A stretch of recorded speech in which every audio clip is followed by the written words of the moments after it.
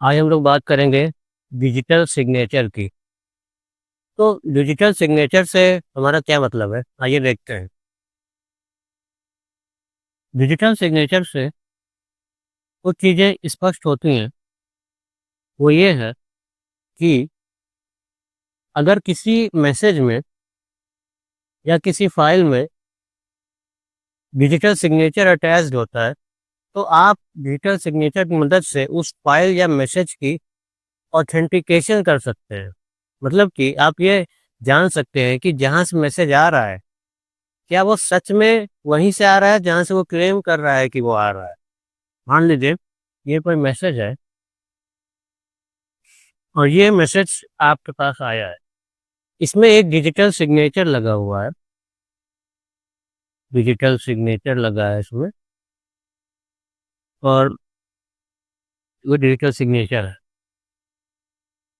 तो digital signature और message दोनों साथ में आपके पास पहुँचेगा। मैसेज कह रहा है कि हम आए हैं ए के पास से, और डिजिटल सिग्नेचर को आप चेक करके देख सकते हैं कि हाँ, क्या ये सच में ए के पास से मैसेज आया है या नहीं। तो एक फ़ायदा डिजिटल सिग्नेचर का होता है ऑथेंटिकेशन। तो उसके फ़ायदे यहाँ पे हम लिख देते हैं।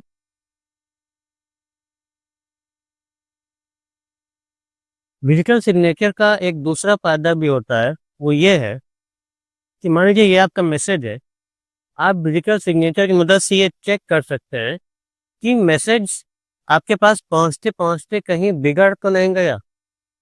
क्या उसमें कुछ एरर तो नहीं ऐड हो गए? या उसमें कोई गलत वैल्यूज़ तो नहीं चली आई? या मैसेज कहीं पर आधा मिस तो नहीं हो गया? ये सब चीज़ें आप डिजिटल सिग्नेचर की मदद से चेक कर सकते हैं। तो डिजिटल सिग्नेचर का दूसरा फ़ायदा होता है इंटीग्रिटी।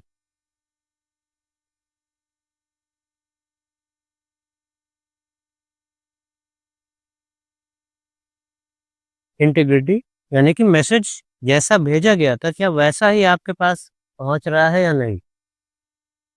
डिजिटल सिग्नेचर का एक तीसरा फ़ायदा भी होता है, और वो ये होता है कि मान लीजिए पर्सन ए ने आपको ये मैसेज भेजा, और आपने ये चेक कर लिया डिजिटल सिग्नेचर की मदद से कि हाँ भाई, ये मैसेज पर्सन ए ने ही भेजा था, और ये मैसेज पूरा-पूरा आया है, कहीं ब्रेक नहीं हुआ है, कहीं इसमें एरर्स नहीं आए हैं। ये भी आपने दोनों चीज़ चेक कर ली। मतलब आपने डिजिटल सिग्नेचर के पहले 2 फ़ायदे इसमें उठा के देख लिया कि हाँ भाई, ये एक ही तरफ से आया है, इंटीग्रिटी इसकी मेंटेन्ड है। अब कभी भविष्य में जो पर्सन ए है, वो ये नहीं कह सकता कि हमने मैसेज नहीं भेजा। तो इसको कहते हैं नॉन रिपुडिएशन। ये तीसरा फ़ायदा होता है डिजिटल सिग्नेचर का, नॉन रिपुडिएशन। तो वो 3 फ़ायदे आपने देख लिए। डिजिटल सिग्नेचर की मदद से हम ये 3 चीज़ें इंश्योर कर सकते हैं कि क्या मैसेज वहीं से आया है जहाँ से मैसेज कह रहा है कि वो आया है, और क्या मैसेज पूरा-पूरा आया है, कहीं ब्रेक तो नहीं हुआ, कहीं उसमें एरर्स तो नहीं आए, कहीं उसमें गलत वैल्यूज़ तो किसी ने नहीं ऐड कर दी बीच में। और भविष्य में जिसने हमको मैसेज भेजा है, वो ये नहीं कह सकता कि हमने आपको मैसेज नहीं भेजा। ये 3 चीज़ें डिजिटल सिग्नेचर से इंश्योर हो जाती हैं। तो ये यूज़ होता है डिजिटल सिग्नेचर का। और डिजिटल सिग्नेचर के बारे में एक चीज़ और आपने अभी जाना कि मैसेज के साथ आपको डिजिटल सिग्नेचर मिलेगा। जब कोई आपको मैसेज भेजेगा, साथ में उस मैसेज के साथ एक डिजिटल सिग्नेचर अटैच करके भेजेगा। तो ये डिजिटल सिग्नेचर आखिर होता क्या है? ये असल में मैसेज के साथ अटैच की हुई एक स्ट्रिंग होती है। एक डेटा स्ट्रक्चर कह दीजिए, ज़्यादा सही होगा कि आप उसको एक डेटा स्ट्रक्चर बोलिए। तो आइए अब देखते हैं कि डिजिटल सिग्नेचर आखिर बनता कैसे है। इतना जान लीजिए कि डिजिटल सिग्नेचर एक डेटा स्ट्रक्चर होता है, जो कि आपके मैसेज के साथ जोड़कर आपको भेजा जाता है। तो मान लीजिए आपके पास ये कोई मैसेज है।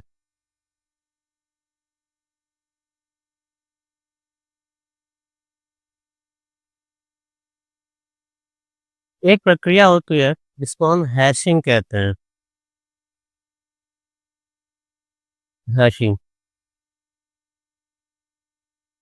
हैशिंग एक ऐसी प्रक्रिया होती है जो किसी भी स्ट्रिंग्स को, किसी भी अक्षरों के समूह को एक दूसरे तरह के अक्षरों के समूह में बदल देती है।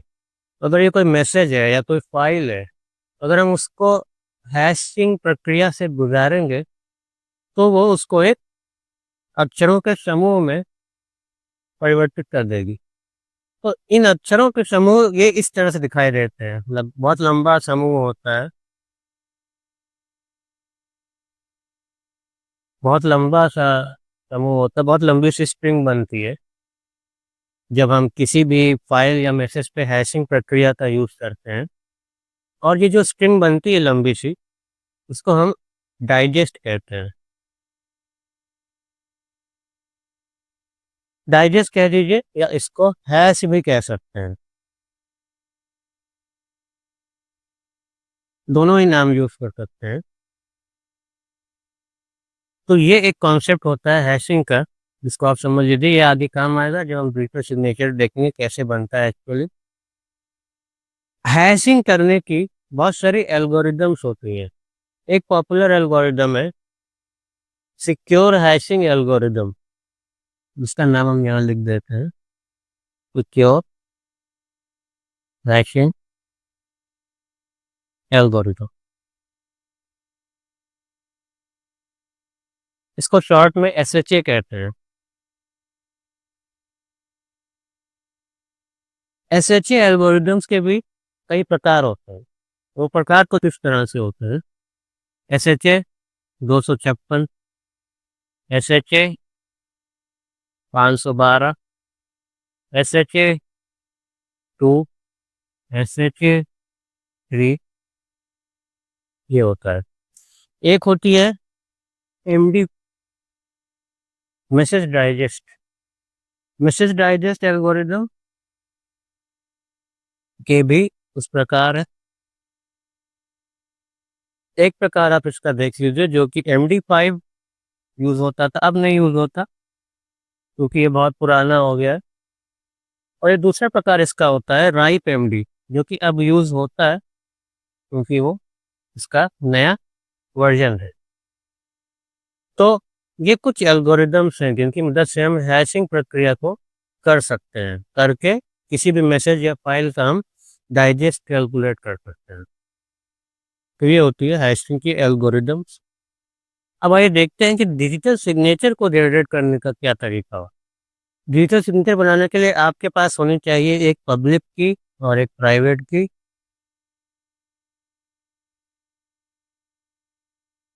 और एक प्राइवेट की।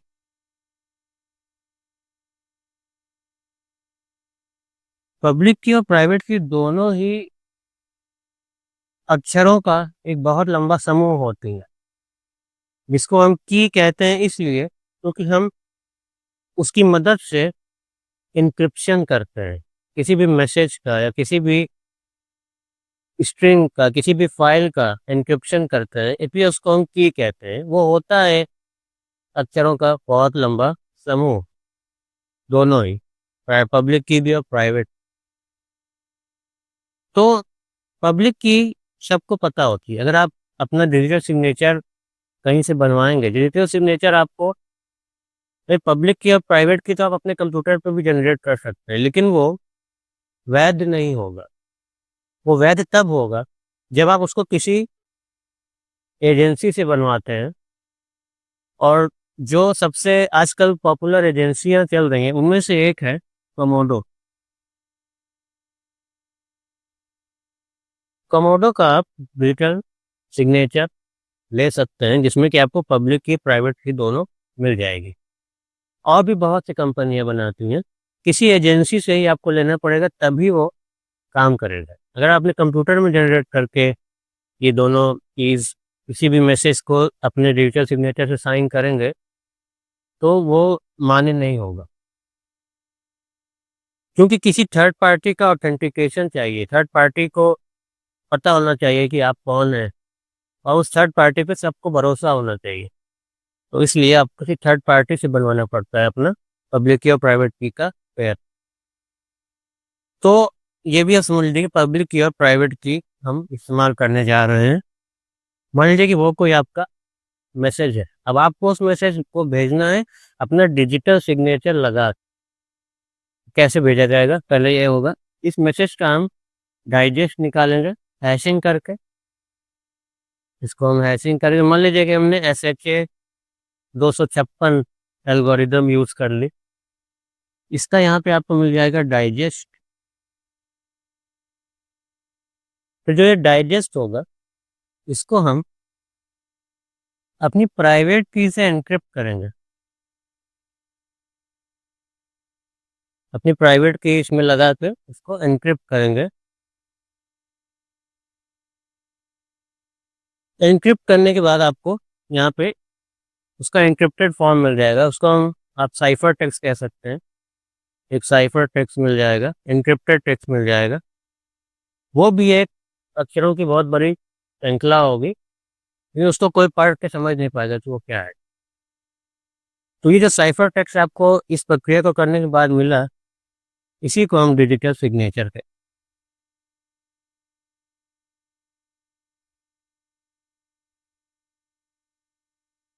तो ये हो गया आपका डिजिटल सिग्नेचर।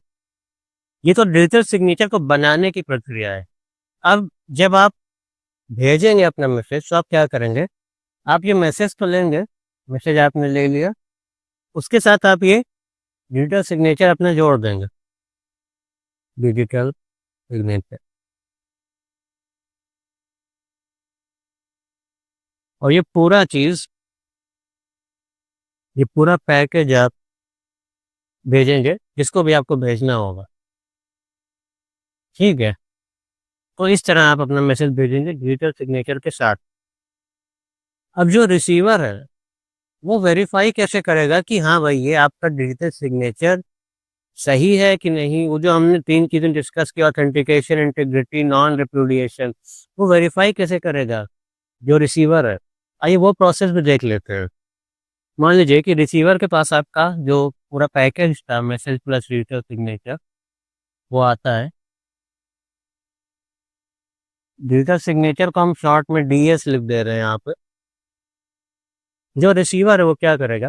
रिसीवर के पास रिसीवर के पास और जितने भी लोगों से आप कांटेक्ट कर रहे हैं, सबके पास आपकी पब्लिक की अवेलेबल होगी। इसीलिए उसको पब्लिक की कहते हैं। जैसा हमने अभी डिस्कस किया कि जब आप अपना डिजिटल सिग्नेचर कहीं बनवाएंगे किसी थर्ड पार्टी से, किसी एजेंसी से, तो वो आपको पब्लिक की, प्राइवेट की, दोनों देगा। प्राइवेट की केवल आपके पास रहनी चाहिए, आपको उसे किसी को देना नहीं है। और पब्लिक की सबके पास हो सकती है। हर किसी के पास आपकी पब्लिक की होगी जिससे आपको कॉन्टैक्ट करना है। तो जो रिसीवर है वो ये करेगा, आपका डिजिटल सिग्नेचर उठाएगा और आपकी पब्लिक की को यूज़ करेगा, पब्लिक की, और इसको डिक्रिप्ट करेगा। अभी हमने देखा कि ये एन्क्रिप्टेड रहता है, ये साइफर टेक्स्ट के फॉर्म में होता है, ये एन्क्रिप्टेड होता है, इसको कोई पढ़ नहीं सकता कि ये क्या लिखा है इसमें। तो उसको पढ़ पाने के लिए जो रिसीवर है वो आपकी पब्लिक की को यूज़ करके आपके डिजिटल सिग्नेचर को डिक्रिप्ट करेगा, और उसको फिर क्या मिल जाएगा? उसको वही मिलेगा, हैश मिलेगा, उसको डाइजेस्ट मिलेगा मैसेज का। क्योंकि हमने किया क्या था पिछली बार? हमने डिजिटल सिग्नेचर बनाने के लिए क्या किया था? हमने डाइजेस्ट को लिया था और आपकी प्राइवेट की को यूज़ करके उसको एन्क्रिप्ट कर दिया था, और वो डिजिटल सिग्नेचर बन गया था। ऐसे डाइजेस्ट को ही हमने लेकर आपकी प्राइवेट की को यूज़ किया था, प्राइवेट की, और उसको एन्क्रिप्ट किया था पिछली बार, और वो डिजिटल सिग्नेचर बन गया। तो रिसीवर ने क्या किया? रिसीवर ने आपका डिजिटल सिग्नेचर लिया, आपकी पब्लिक की उठाई और डिक्रिप्ट कर दिया, तो वापस से डाइजेस्ट मिल गया। तो ये प्रक्रिया है जिससे कि रिसीवर डाइजेस्ट को प्राप्त करता है, मैसेज के डाइजेस्ट को। तो एक काम तो रिसीवर ये करेगा, दूसरा काम भी रिसीवर करेगा, वो ये है कि वो आपके मैसेज को उठाएगा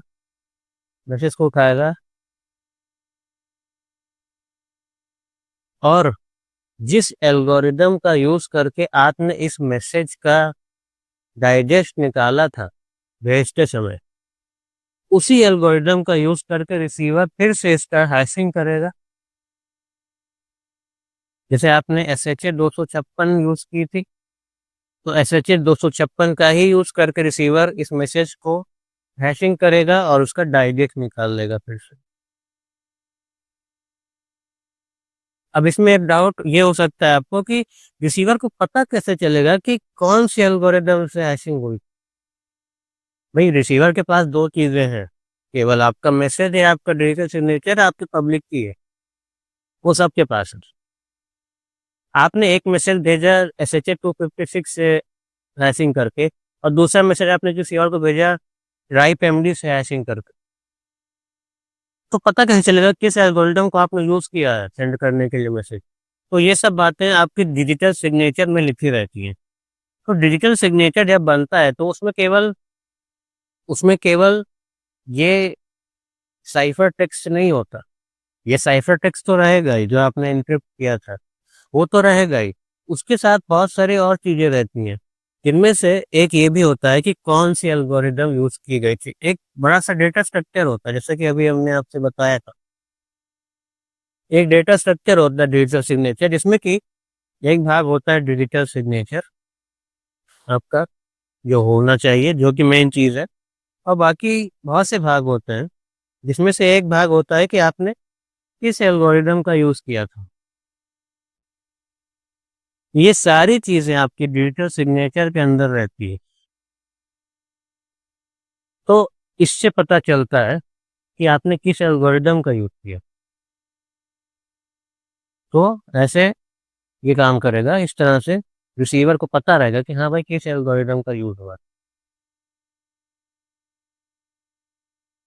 रिसीवर मैसेज उठाया, मैसेज की हैशिंग की उसी एल्गोरिदम से जिससे आपने की थी, भेजते समय डाइजेस्ट प्राप्त हुआ।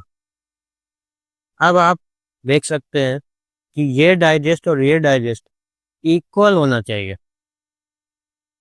ये डाइजेस्ट और ये डाइजेस्ट इक्वल होना चाहिए, और अगर ये इक्वल नहीं है तो मतलब ये समझिए कि कुछ गड़बड़ है मैसेज में। मतलब ये 3 चीज़ें हम इंश्योर कर सकते हैं, ऑथेंटिकेशन, इंटीग्रिटी और नॉन रिपुडिएशन।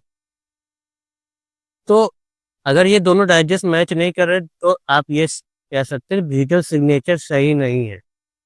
मतलब कि जिसने मैसेज भेजा है, जो मैसेज कह रहा है कि हाँ मुझे इन्होंने भेजा है, लेकिन डिजिटल सिग्नेचर ये बात नहीं दर्शाता कि इन्होंने भेजा है। किसी और ने आपको मैसेज भेजा है किसी और का नाम लगा के। तो इससे ऑथेंटिकेशन फेल हो गया। ऑथेंटिकेशन फेल हो गया, इंटीग्रिटी भी फेल हो सकती है। दोनों ही फेल हो सकती है। कौन सा फेल हुआ ये आप नहीं कह सकते, लेकिन अब ये कह सकते हैं कि हाँ ऑथेंटिकेशन और इंटीग्रिटी दोनों ही फेल हो गई। अगर ये मैच नहीं किया, मतलब डिजिटल सिग्नेचर सही नहीं था, आप उस मैसेज को रिजेक्ट कर सकते हैं। इसका सिग्नेचर सही नहीं है। और अगर ये मैच कर गया, समझिए कि सिग्नेचर सही था, उस केस में आप कह सकते हैं कि हाँ भाई डिजिटल सिग्नेचर जो हमें मिला है प्लस जो मैसेज हमें मिला है वो सही है, ऑथेंटिक है और इंटीग्रेटेड है। मतलब मैसेज में कोई छेड़खानी नहीं हुई है, कोई एरर नहीं आया है। तो इस तरह रिसीवर जो है वो मैसेज को प्रोसेस करेगा, आपके डिजिटल सिग्नेचर को चेक कर पाएगा कि वो सही है या नहीं। तो ये पूरी प्रक्रिया होती है डिजिटल सिग्नेचर की।